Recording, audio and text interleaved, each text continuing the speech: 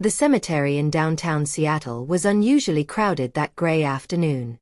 White canopies fluttered in the Pacific breeze as hundreds of mourners gathered around a gleaming silver casket. Inside lay Rachel Chen, founder and CEO of Novatech Industries, a woman who had built a tech empire worth billions.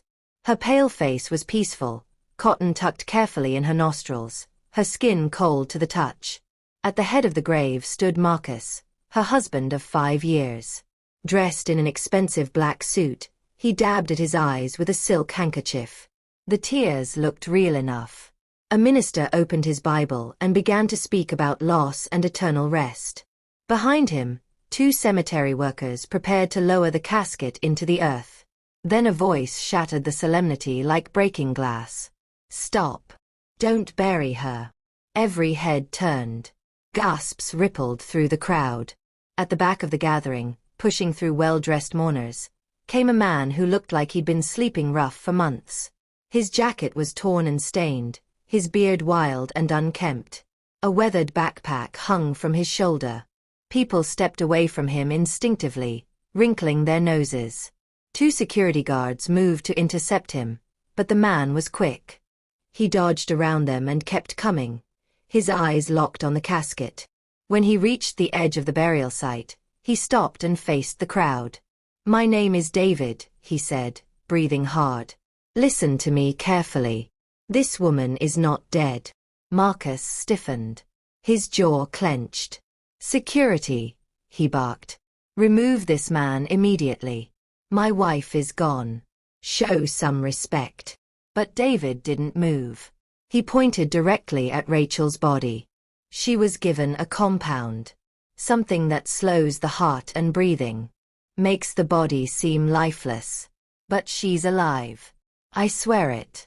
You need to give her the antidote. Now. Shocked whispers spread through the mourners like wildfire. Someone pulled out their phone to record. A news reporter in the crowd leaned in closer, sensing a story. Marcus's face flushed with anger. "This is insane. My wife was examined by our family physician. Dr. Stevens confirmed her death. This vagrant is disturbed. Please, continue the service." David's voice grew stronger. "Marcus, you know what you did. And Dr. Stevens knows too. I heard you both talking yesterday.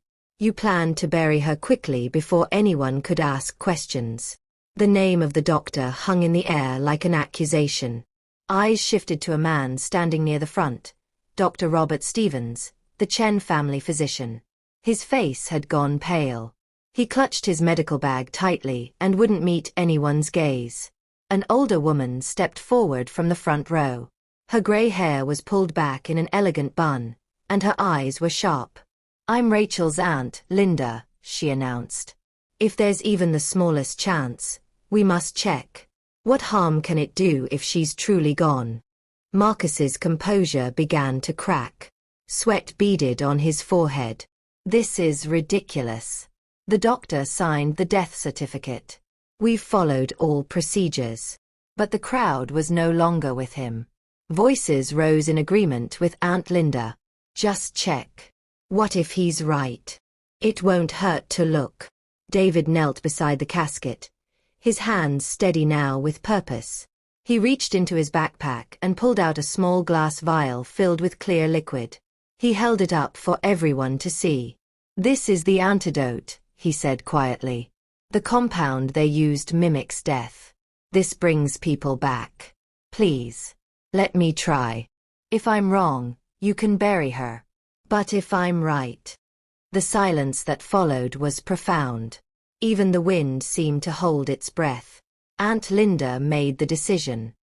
"Do it," she said firmly. "If my niece has even one chance, we take it." What happens next will shock you. Don't forget to like this video, subscribe to our channel, and hit the notification bell so you never miss our incredible true stories. Comment below. Would you have believed the homeless man? Keep watching to find out what happened. The cemetery had transformed into something between a prayer vigil and a crime scene. Mourners pressed closer, phones held high, capturing every moment.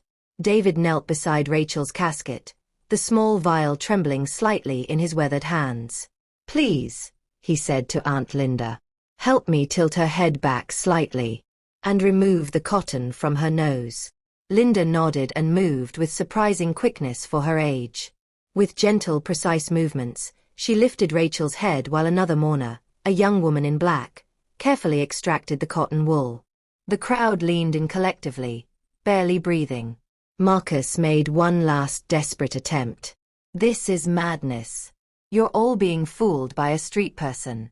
I'll sue everyone involved for—" "Be quiet, Marcus," Aunt Linda snapped, her voice like steel. "For once in your life, be quiet." Dr. Stevens stood frozen, his medical bag hanging uselessly from his hand. His eyes darted between David, Marcus, and the casket. Sweat had soaked through his collar. David unscrewed the vial and drew liquid into a small dropper. His hands were steady now, years of desperation giving way to crystalline purpose. He turned to Aunt Linda. "Open her mouth just slightly," he instructed softly. Linda's fingers worked at the corner of Rachel's lips, parting them gently. The young mourner helped lift Rachel's shoulders a fraction higher. David leaned over the casket, holding the dropper above Rachel's pale mouth. "Come back," he whispered. "Please come back." One drop fell onto Rachel's tongue. The world seemed to stop.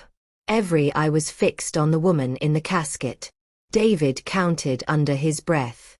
1, 2, 3. Nothing happened. 4, 5, 6. Still nothing. Doubt flickered across several faces. Marcus began to step forward, emboldened. David squeezed the dropper again. A second drop fell. And then, a sound. Faint as distant thunder, a rasp came from Rachel's chest. Her throat moved. Just barely, but it moved. "Did you see that?" someone shouted. Her throat, it moved. Another rasp, stronger this time. Rachel's lips parted further, and a weak cough escaped. The crowd erupted. Screams of shock, prayers of thanksgiving, and shouts of disbelief all crashed together into chaos. Aunt Linda grabbed Rachel's wrist. "She's warming up. I can feel a pulse. Oh my God, she has a pulse." The young woman who'd helped began to cry, clutching at her chest. "This is a miracle. This is a miracle." But Marcus wasn't celebrating. His face had gone from red to white in seconds. His hand moved to his jacket pocket, and when it emerged, something metallic glinted in the Seattle afternoon light. David saw it immediately. A syringe. "Get back!" Marcus roared, his voice ragged with desperation. "She should be dead. She was supposed to be dead." Two men in the crowd lunged for him, but Marcus shoved them back with surprising strength. The mourners stumbled backward, parents pulling children close, elderly folks gasping in fear. David stood slowly, placing himself between Marcus and Rachel. His voice was calm, almost sad. "Look at her, Marcus. Look at your wife." Everyone turned. Rachel's chest was rising and falling. Weak, but unmistakable. Another cough burst from her lips, this one stronger. Her eyelids fluttered like she was fighting her way through a thick fog. "She's breathing," Aunt Linda cried out. "She's alive. Rachel's alive." And then Rachel's eyes opened. Glassy and confused, they searched the faces above her. When they landed on Marcus, still holding the syringe, something shifted in her expression. Recognition. Horror. Betrayal. Her voice came out as barely a whisper, cracked and weak. "Why?" Marcus's hand began to shake. The syringe wobbled in his grip. Rachel tried again, stronger this time, her voice filled with anguish. "Marcus, why would you do this?" The syringe fell from his fingers and clattered onto the concrete beside the open grave. The liquid inside was cloudy and wrong-looking. Security guards rushed forward, tackling Marcus to the ground as he thrashed and screamed. "No, no. She was supposed to be gone. The company was supposed to be mine." His mask had shattered completely. No more grief, no more love, just naked greed and rage pouring out as the guards wrestled him into submission. All eyes turned to Dr. Stevens. The physician had backed away, his face drained of all color. He tried to speak, but only stammered. I thought. I didn't know. David's voice cut through clearly. You signed the death certificate knowing she was alive. You helped him. Dr. Stevens fell to his knees, his medical bag spilling open on the grass. He threatened me. He said he'd destroy my practice. I'm sorry. God, I'm so sorry. Rachel, now sitting up with Aunt Linda's help, stared at both men, her husband and her doctor, with tears streaming down her face. Her voice shook but held firm. I trusted you both. I gave you everything. And you tried to bury me alive. The wail of police sirens grew louder in the distance. Marcus continued screaming as the guards held him down. Dr. Stevens sobbed openly, his career and freedom crumbling before his eyes. And David stood quietly to the side, his mission complete, watching as the woman he'd saved began her journey back to life. 3 weeks later, the King County Superior Court was packed beyond capacity. News vans lined the street outside, their satellite dishes pointing toward the sky like mechanical sunflowers. Headlines across the country screamed the story: Tech CEO rises from casket, husband's murder plot foiled by homeless hero, Seattle miracle turns to criminal trial. Inside the courtroom, every seat was filled. Rachel Chen sat in the front row, flanked by Aunt Linda and David. She wore a simple navy dress, her hair pulled back, her face still bearing the pallor of her ordeal. But her eyes were fierce. Across the room, Marcus sat at the defense table in an orange jumpsuit, his wrists shackled. The confident businessman was gone. In his place sat a hollow-eyed man whose expensive lawyers whispered frantically in his ears.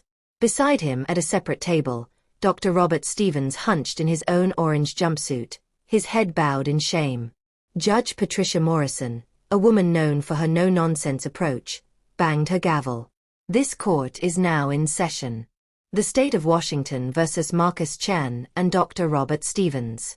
Charges include attempted murder, conspiracy to commit murder, and fraud. The prosecuting attorney, a sharp-featured woman named Sarah Kim, rose to address the jury. Ladies and gentlemen, what you're about to hear is not a story from a thriller novel. It's real. A man plotted to murder his wife using a rare paralytic compound designed to mimic death. He enlisted a trusted family doctor to falsify documents and rush the burial. Their goal? To seize control of a multi-billion-dollar technology company. She turned to point at Marcus. But for the courage of one man, a man society had forgotten, a man sleeping under bridges, this crime would have been sealed beneath 6 feet of earth. The jury leaned forward, captivated. Sarah continued, presenting evidence methodically. The toxicology report showing traces of tetrodotoxin in Rachel's system. The falsified death certificate. Phone records showing dozens of calls between Marcus and Dr. Stevens in the weeks before Rachel's death. Then came the witnesses. First was Chen, Rachel's driver. A stocky man with honest eyes. He described the night Rachel collapsed. I rushed her to the hospital. But Dr. Stevens met us at the door and told me to leave. Said he'd handle it privately. 2 hours later, he told us Mrs. Chen was dead. I knew something was wrong. She was sick, yes, but not dying. Next came the toxicologist who'd analyzed the syringe Marcus dropped at the cemetery. Tetrodotoxin is extremely rare. In small doses, it can slow the heartbeat to nearly undetectable levels, paralyze the muscles, and create the appearance of death. Only someone with medical knowledge could dose it correctly.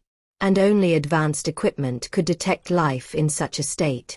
The courtroom buzzed with horrified whispers. Judge Morrison banged her gavel for order. Then Sarah called David to the stand.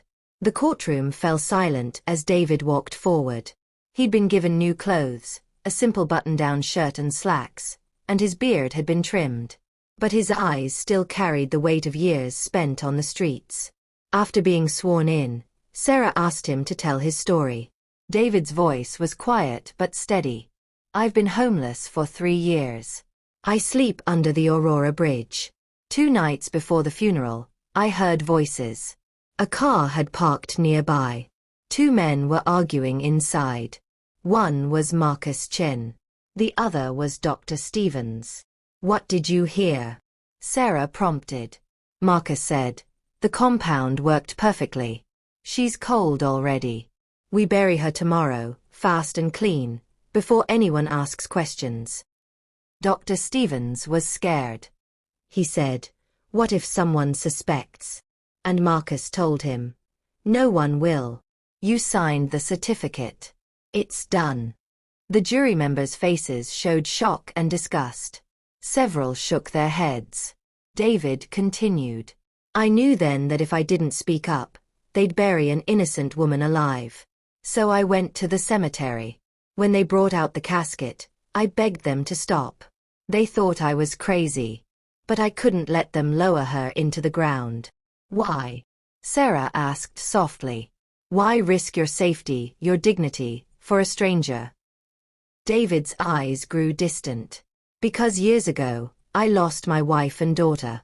I was working 2 jobs, never home. When they needed me most, I wasn't there. They died in a car accident while I was at work. His voice cracked. I couldn't save them. But this time I could save someone. The courtroom was utterly silent. Several jury members wiped their eyes. The defense attorney, a slick man named Richard Baxter, rose for cross-examination. His tone was condescending. Mr. Davis, you were homeless, correct? Living rough. How can this jury trust the word of a man who... Objection. Sarah shot up. The witness's housing status has no bearing on the truth of his testimony. Sustained, Judge Morrison said sharply, glaring at Baxter. Counselor, stick to relevant questions. Baxter tried again. Isn't it possible you misheard? That the conversation was innocent? David met his eyes calmly. No, sir. I heard what I heard. And the evidence proves I was right. When Rachel took the stand, the courtroom held its breath. She described waking up in the casket, the terror of realization, the betrayal that cut deeper than any physical pain. I gave Marcus everything, she said, her voice steady despite the tears. Power, wealth, trust. But it wasn't enough. He wanted it all, and he was willing to kill me for it.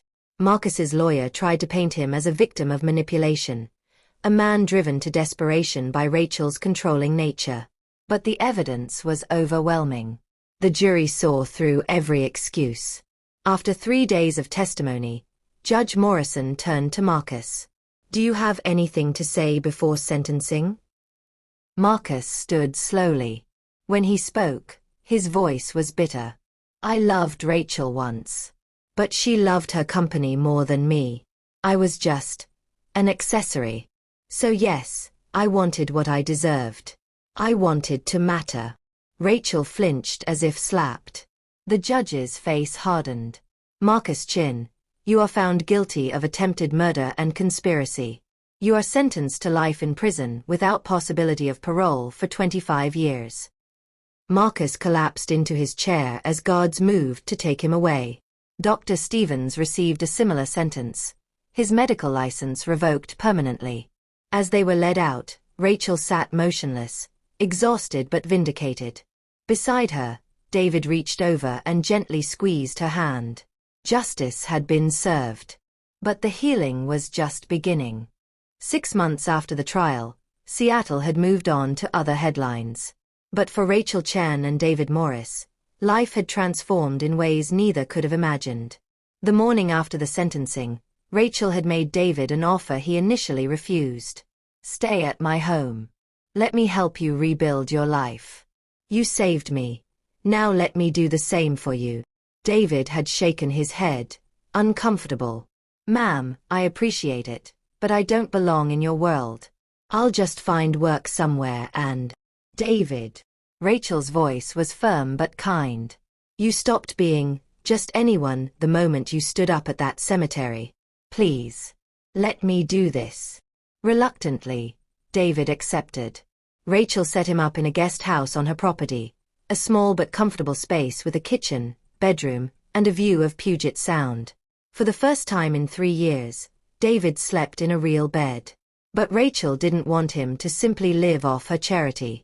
She'd seen something in him during the trial, an intelligence, a sharpness that homelessness hadn't dulled. When she learned he'd once been a software engineer before his life fell apart, she made another offer. Come work for Novatech. Start in IT support. Show me what you can do. David was hesitant. It's been years. Technology has changed. I'm not sure I. Try, Rachel insisted. That's all I ask. So David tried. He started small, helping with basic tech support issues. But within weeks, his abilities became clear. He identified security vulnerabilities others had missed. He streamlined processes that had been clunky for years. He wrote code with the ease of someone who'd never stopped thinking in algorithms, even while living on the streets. Within 3 months, Rachel promoted him to a special advisory role. The board members were skeptical at first, but David's work spoke for itself. He was brilliant, humble, and utterly dedicated. During this time, Rachel and David spent evenings talking in her study. They spoke about loss, betrayal, second chances. Rachel found herself opening up to him in ways she never had with anyone, not even Marcus during their early days. She realized, slowly and then all at once, that she was falling in love with him. It wasn't about gratitude, though that was certainly there. It was about the man himself, his quiet strength, his thoughtfulness, his refusal to let bitterness consume him despite everything he'd endured. He saw her not as the billionaire CEO, but as Rachel.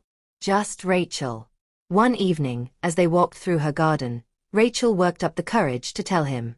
But before she could speak, David stopped and turned to her with an excited smile. Rachel, I need to tell you something. I want you to meet someone. Rachel's heart stuttered. Oh. Her name is Emma. She's a counselor at the homeless shelter where I used to get meals. She's amazing, Rachel. Kind, funny, genuine. She helped me through some dark times back then, and now. He looked almost boyish in his happiness. We've been seeing each other. I think I'm falling for her. Rachel's smile felt frozen on her face. She forced enthusiasm into her voice. David, that's wonderful. I'm so happy for you. That night, alone in her bedroom, Rachel wept. She'd been foolish to hope, foolish to imagine that a man who'd saved her life might also love her. But by morning, she'd made peace with it. David deserved happiness. If Emma made him happy, then Rachel would support it wholeheartedly. When David proposed to Emma 3 months later, Rachel insisted on hosting the wedding.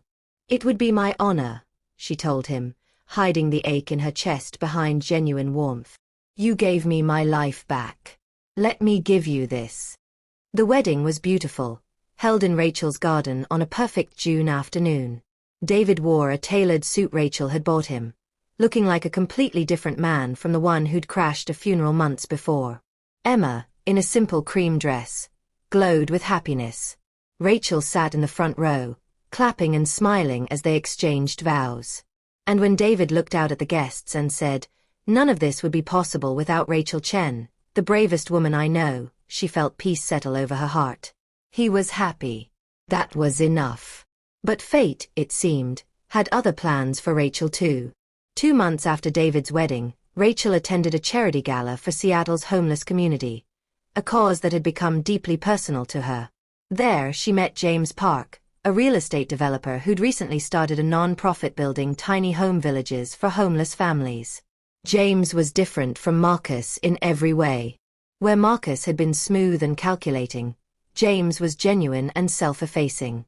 Where Marcus had coveted her wealth, James had built his own success and wanted nothing from her but conversation. They talked for hours that night about everything: business, loss, purpose, hope. James made her laugh for the first time in months. When he asked to see her again, Rachel said yes.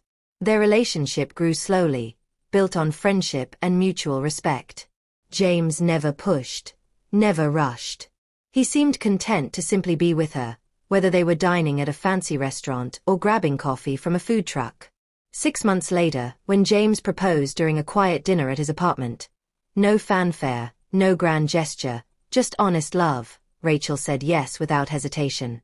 2 years after the funeral that never was, life had come full circle in ways both beautiful and unexpected. On a warm September morning, Seattle's Swedish Medical Center buzzed with the kind of joyful chaos that only new life can bring. In one room, Emma Morris cradled a baby boy with David's dark eyes and her button nose. They'd named him Samuel, a name meaning, God has heard. Just down the hall, Rachel Park, she'd taken James's name, held her newborn daughter, a tiny thing with a shock of black hair and her father's gentle expression. They'd named her Grace, because that's what this second chance at life had been, pure grace. When the nurses finally allowed visitors, David and Emma wheeled down to Rachel's room. The two families gathered, these people whose lives had intertwined in such extraordinary ways, and marveled at the miracle of new beginnings. "Look at us," David said softly, rocking Samuel in his arms while Rachel held Grace. 2 years ago, I was sleeping under a bridge. You were in a casket. And now we're here," Rachel finished, tears streaming down her face. "Alive. Together. With families of our own." James squeezed Rachel's hand. Emma wiped her eyes. For a long moment, they simply sat in grateful silence. But there was one name that still lingered, unspoken but present. Marcus. Marcus Chen had spent 2 years in Washington State Penitentiary. Prison had stripped away every layer of the man he'd pretended to be. No designer suits, no expensive cars, no sycophants telling him what he wanted to hear. Just concrete walls, harsh fluorescent lights, and endless time to think about what he'd done. In those 2 years, Marcus wrote letters. Dozens of them. At first, Rachel threw them away unopened. But they kept coming, and gradually, the tone changed. The arrogance disappeared. The excuses fell away. What remained was raw, honest remorse. One letter in particular stayed with Rachel. "Rachel, I don't expect forgiveness. I don't deserve it. I tried to kill you for money, for power, for my own pathetic ego.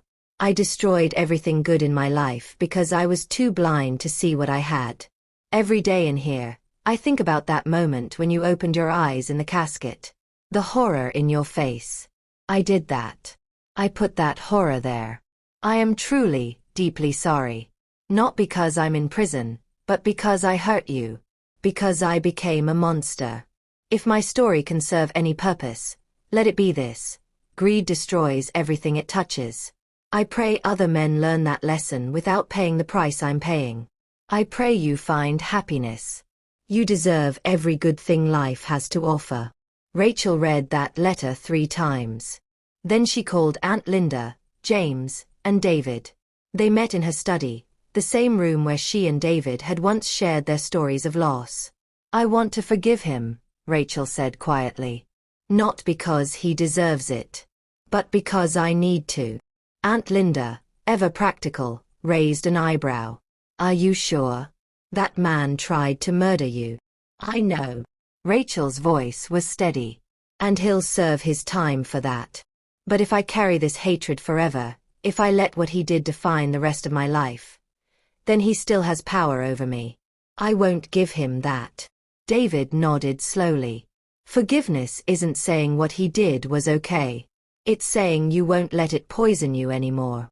James added, "Whatever you decide, we're with you." On the 2nd anniversary of her near death, Rachel held a press conference. Media from across the country attended. She stood at a podium, flanked by James, David, Emma, and her aunt, with baby Grace in her arms. 2 years ago, she began, I learned what it feels like to be betrayed by someone you love. I learned what it feels like to fight your way back from the edge of death. But I also learned what it feels like to be saved by a stranger's courage. To be supported by family. To find love after loss.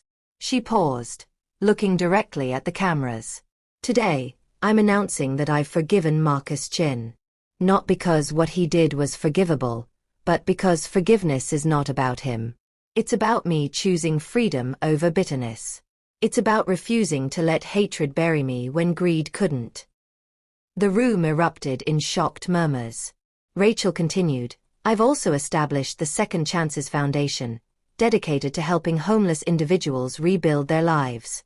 Because David Morris showed me that everyone deserves a chance to be seen, to be heard, to matter. David, standing beside her, wiped his eyes. Marcus Chen will serve his sentence, Rachel concluded. But when he's released, if he truly has changed, I hope he'll find a world that offers second chances. Because that's the world I want to live in. That's the world I want my daughter to grow up in. The press conference went viral. Some praised her courage. Others called her naive. But Rachel didn't care about public opinion anymore. She'd died and come back. She'd been betrayed and found love again. She'd learned what truly mattered. 3 months later, on a crisp December evening, Rachel and James hosted a gathering at their home. David and Emma came with Samuel. Aunt Linda brought her famous dumplings. Other friends and family filled the house with warmth and laughter. After dinner, Rachel and David found themselves in the garden, watching their children sleep in their carriers while the party continued inside. Do you ever think about that day? David asked quietly. At the cemetery? Rachel smiled. Every single day. I think about how close I came to missing all of this. She gestured at the house, the babies, the life she'd built. I think about how one person's courage changed everything. David shook his head. I just did what anyone should have done. No, Rachel said firmly. Most people would have walked away. Would have said it wasn't their business. You didn't. You stood up when it cost you everything. When no one believed you. That's not ordinary, David. That's heroic. They stood in comfortable silence, two people who'd been pulled from their own graves. One literal, one figurative, and given the extraordinary gift of starting over. Inside the house, James called out, Rachel, David, come on, we're toasting to new beginnings.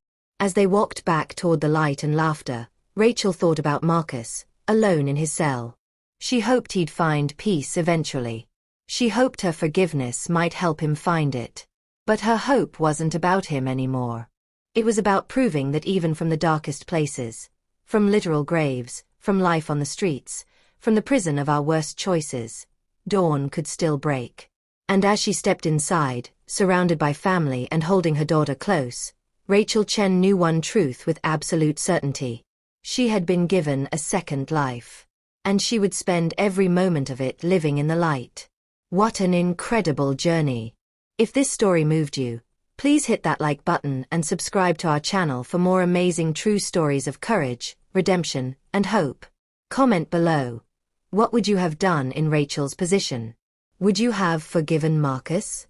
Share this video with someone who needs to hear about the power of second chances. Thank you for watching, and remember, it's never too late for a new beginning.